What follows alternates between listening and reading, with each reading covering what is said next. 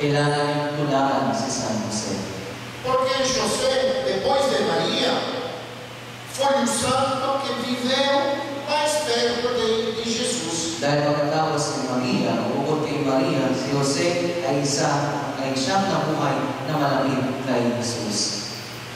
E tem umas palavras de São José Marelo que nos explica a espiritualidade de São José. Mayroong sarili ang mawita si San Jose Marelo na nagpapaliwanag tungkol dito sa sinasabing espiritualidad ni San Jose Marelo. Ele nos ensinou isso. Ang tinuruan niya si Jesus, Faça sempre os interesses de Jesus. lagi natin gagawin ang kapakanan ni Jesus. Como fez São José? Katulad ng ginawa ni San Jose. Porque a vida de São José foi uma contínua doação a Jesus. Dahil ang buhay ni San Jose ay patuloy ito isang buhay na patuloy na nag-ibigay ng sarili para kay Jesus. Ele esqueceu-se de sua vida. Dahil na kinalimutan niya ang sarili niyang buhay, Ele esqueceu-se de seus projetos pessoais. at kinalimutan niya ang mga anikay ng personal. Ele se colocou totalmente ao serviço de Jesus. Dahil binigay niya ang lahat-lahat para paglingkuran sa Jesus. Isso é o nosso caminho de santidade. Ito dapat ang magkakahakin natin daan ng kabanalan.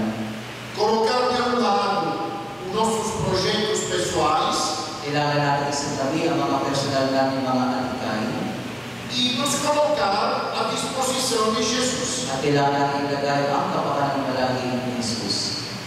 Toda a vida de José foi um serviço a Jesus. Ang buong buhay ni Jose ay isang buhay na paglingkod para kay Jesus. Começando quando ele o aceitou como seu filho. Dahil na tinanggap niya si Jesus ng bilang kanyang tunay na anak. E José deu a paternidade humana, política a Jesus. Dahil na siya ay isang tunay na amaming para kay Jesus. José colocou sua vida à disposição de Jesus antes que Jesus nasceu. Dahil ay binigay na ni Jose ang kanyang sarili bago pa pinanganak si Jesus. Na viagem que eles, junto com Maria, fizeram a Belém. Doon sa kanilang paglalakbay, kasama si Maria papuntang Bethlehem. Na busca de um lugar para que o menino Jesus pudesse nascer. Naghanap sila ng isang lugar kung saan maaaring panganak si Jesus. José enfrentou a humilhação. Nakaranas si Jose ng pagmamahid sa kanya.